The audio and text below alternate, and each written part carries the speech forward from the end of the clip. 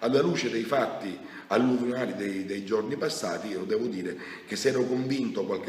fino a qualche giorno fa di quello che l'amministrazione aveva fatto, oggi sono ancora più convinto che la severità nella tutela del territorio sia fondamentale per le vite umane, per evitare disastri e dissesti del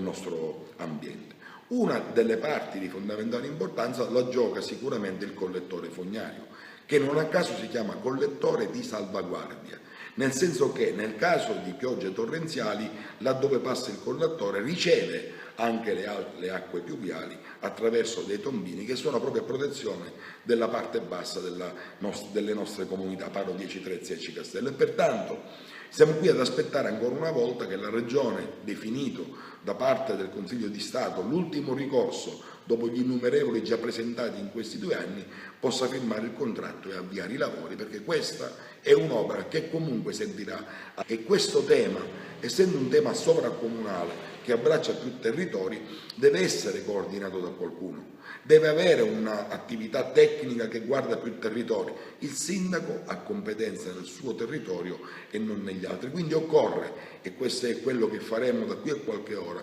che un ente sovracomunale, sarà la città metropolitana, quindi l'ex provincia, lo chiederemo alla Regione, lo chiederemo alla Protezione Civile, coordini un'attività che mette insieme tutti i comuni per stabilire tecnicamente quali sono le attività da porre in essere a salvaguardia della nostra popolazione. Tanto i controlli li stiamo continuando a effettuare, verificando che tutte le persone abbiano le concessioni in regola e che quelle particolarmente nei territori a rischio, dove ormai anche laddove forse non si pensava, perché nel PAI non era considerata zona R4P4, rischio massimo e massima pericolosità, oggi hanno bisogno di controlli più severi e più attenti.